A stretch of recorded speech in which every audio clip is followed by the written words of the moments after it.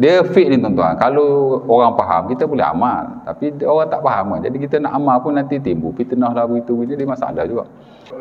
Boleh. Ha. Ini pengalaman saya. Ya. Bismillah. Kadang saya tak baca daripada ayat mula. Jadi saya tak baca bismillah lah. Terus bismillah pelan sikit lah. Masa baca ayat masa malam. Okey. Tetapi kadang-kadang saya diganggu oleh syaitan, terlupa ayat. Jadi bila terlupa ayat, saya baca a'udz dengan kuat dan bismillah dengan kuat, ayat datang.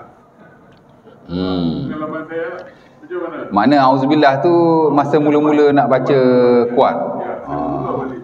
Sebab kadang-kadang saya baca separuh je, dia terganggu. Tak dapat sambung. Jadi saya kembali balik ambil ayat sama, tapi mula dengan a'udz dengan kuat dan bismillah dengan kuat. Lepas tu dapat. Biasa amal kau begitulah. Dia sebenarnya macam Haji cakap tu tak tahulah kan. Ni pengalaman peribadi dia. Tapi kita nak kata adakah kita diganggu syaitan dengan sebab kita baca sir tu, saya rasa tak tahulah kan. Tapi kalau kita baca kuat, contohnya kita rasa macam okey. Khusyuk, baca pun lancar. Tapi bila mari baca perlahan macam tak khusyuk pula, tak? Tak tahulah, saya pun tak ada komen lah ya. Betul. Maksudnya kita dari sudut auzubillah ni kita boleh baca secara jahar, tapi orang suat sebenarnya. Dan amat-amat digalakkan kita baca sir, orang kata apa, secara kebiasaan lah. Cuma orang suat lah kita baca jahar. Sebab majoriti ulama mensunahkan baca sir. Cuma orang suat lah. Sebab benda ni pun sabit daripada sebagai sahabat Nabi. Sebenarnya ulama ada beberapa pendapat lah. Hatta Imam Syafi'i rahimahullah pun dia ada 3 pendapat dalam bab ni. Dan ketiga-tiga pendapat itu ada dalam buku beliau yang terbaharu. Ada dalam Al-Imla, di mana dia menggalakkan jahar. Imam Syafi'i ada 2 fatwa kan. Satu qadim dulu, satu jadid yang barulah.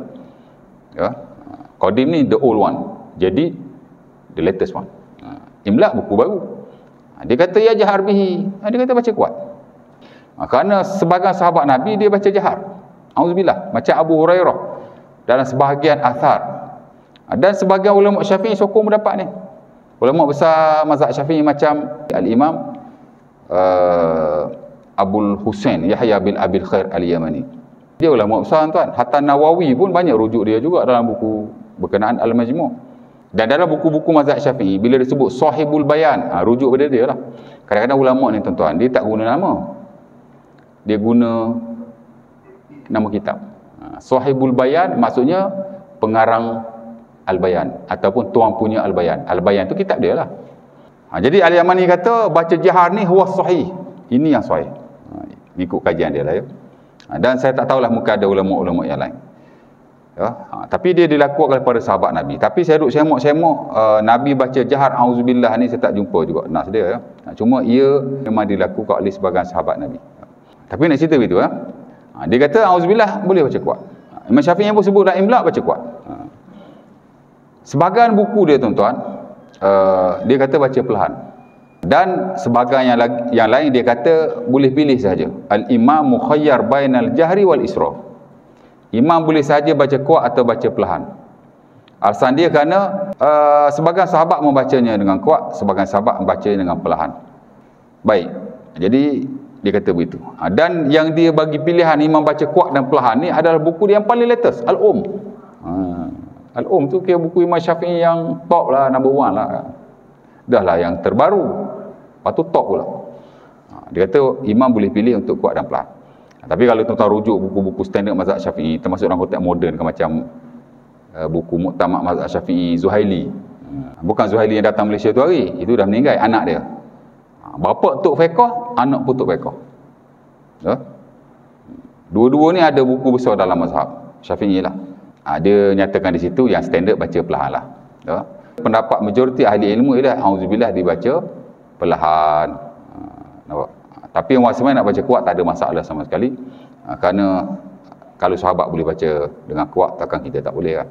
Cuma kalau baca dengan kuat, kalau ada wartawan bahaya lah. Tak ada wartawan pun bahaya sekarang ni lah. Ya? Saya teringin juga nak baca kuat, tapi tak berani nak buat lagi. Cuma yang Haji cakap tu, bila rasa diganggu syaitan, dia ada kaedah dia. Saya dah ajar last kuliah hari tu. Haji tak ada last kuliah hari tu kan. Sebenarnya bila kita rasa diganggu syaitan, mari tak khusyuk sangat. Ludah 3 kali ya. Auzubillahi minasyaitonirrajim. Ludah. Ya, sembahyang seorang tak ada isu lah. Ludah aja. Tapi jangan belah kanan, belah depan, belah kiri. Tapi jangan ludah betul. Ya, Auzubillahi minasyaitonirrajim. Macam tu. Imam pun tak ada masalah, boleh buat. Cuma jadi isu makmum aja. Makmum pasal dia sebelah kiri ada orang. Di mana ulama dalam hal ni dia ada dua. Pertama dia kata membaca auzubillah saja. Ya. Dan sebagai lain kata boleh juga dia buat macam biasa, tapi jangan sampai mengganggu orang lain. Sebab dia bukan ludah betul pun. Ya. Kerana dalam Quran Allah Taala kata wa imma yanzaghannaka minasyaitani nazghun fasta'iz billah innahu sami'un alim. Rasa macam itulah ayat dia ya. Bila kamu diganggu syaitan maka berlindung dengan Allah. Allah Taala Maha mendengar lagi Maha mengetahui ya.